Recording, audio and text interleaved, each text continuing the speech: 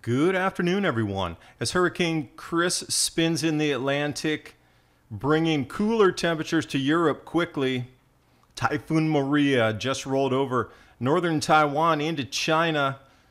Looking at the storm cone is one thing, but when you see this on the radar loop coming directly at you, it's a little bit different feeling. Glimpses of a phoenix in the eye. I was worried about getting all my sprouts and veggies and different plants off the balcony. It was a wind tunnel up there. I've been talking about sprouting so much. This is part of my seed collection, and my edible grains are in a different part of the studio. And a look at food plants of the North American Indians. This document is 80 pages long. And speaking of sprouts, these are pea sprouts. How about some sunflower sprouts? The link to trueleafmarket.com, heirloom and organic seeds, is in the description box below. It's the Adapt 2030 link, as well as links to tonight's articles and visuals.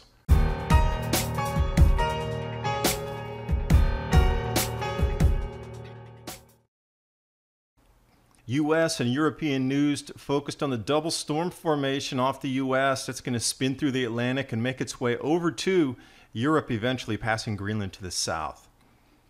Now, that tropical storm Chris finally reached hurricane strength off the Atlantic. It's heading out to sea. It's not going to make landfall in the U.S. anywhere, but over, let's say, the next 10 days, what it is going to do is drop temperatures across Western Europe considerably. They're looking at about an 8 to 10 degrees Celsius drop. I've had people write me and say, that's impossible what you're forecasting, so we shall see. Now, over in the Pacific, Typhoon Maria crossing over northern Taiwan right into China over the last few hours. This was the storm track from Japan Meteorological Association, JMA. This one comes from the Taiwan Weather Bureau. The eye was supposed to skirt about 20 miles offshore North Taiwan, pass right over Taipei.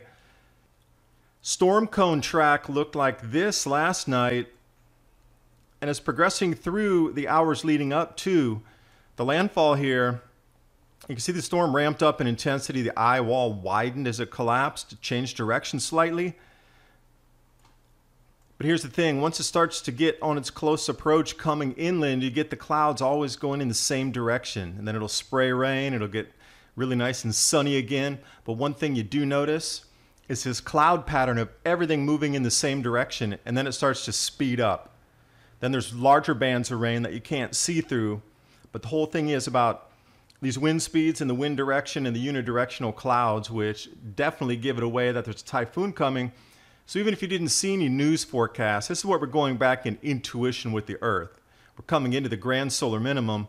You might want to use some of the intuition that nature and your ethereal bodies are providing you on what's happening with our environment. If it's discernible in a typhoon approaching, even if you don't know it's coming, you see the clouds are different. Well, what's happening with your weather patterns, food pricing across the planet that you're seeing, that's definitely showing you a sign something's about to increase. Now, speaking of that, when you're seeing the radar loop coming in and you're waiting for this thing to hit, you know, the wind starts, a few things start to shake, there's some gusts coming through, eye approaching. It was a long night. You know, things are banging throughout the night.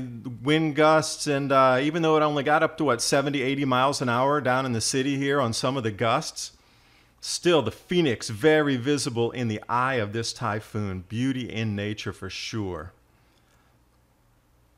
But you can see as it's coming into China now, they're having massive flooding right where the crops are growing. This is some of the corn growing region, and we're getting into, I would say, mid-grow corn, where that stuff's at least waist to shoulder high, and this typhoon is about to rip that apart. Now myself also, I talked to you about sprouting, and I'm starting a garden here and seeing if we can do urban gardening. Well, this is part of what I was bringing in last night because I didn't want it ripped apart in the wind. This was this week's harvest.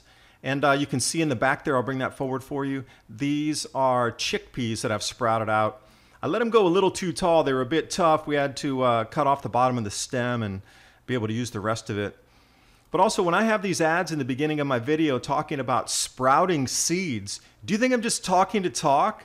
This is my own private seed collection here of just sprouting seeds with a little turmeric right there in the middle. But the ones that I actually eat and the different kind of grains and beans, etc., that's in a different part of the studio that I have here. But this is just when people walk in, they go, it's right next to the printer. And they go, oh, cool, what do you got for the seeds?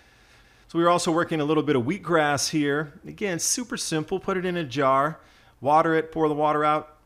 These are for eating and adding to stews. We've also grown some of these out back in dirt in the trays. Now some of these smaller grains too, that's chia seeds on the right and amaranth seeds on the left. Now I use these in a shaker so you can get more even distribution across the trays, because if you try to do it by hand, things clump. You can get much more even coverage if you're going to be sprouting using a shaker like this. Also, talking about food plants. And let's say you only had 7 days of food and you actually needed to survive for 10 or 12. Would you know what to go forage for? This is a whole nother chapter in Grand Solar Minimum Preparedness. Can you forage in addition to what you're growing, in addition to what might be available in the regular supply chain? Food plants of the North American Indians. I've linked this in the description box below. You have to realize this is 88 pages deep. I encourage you to go to the very back index. I think it's page 72 to page 80, just on the index of the plant species that Native Americans ate. Look through that list, and how many of those do you know that you can really go find and identify and then go eat? Thanks for watching. Hope you got something out of the video. As always, weekly podcast, many Ice Age conversations, iTunes, Stitcher Radio, Libsyn, SoundCloud, and anywhere you can find podcasts hosted on the net. And as always, please remember to subscribe if you found value out of this video.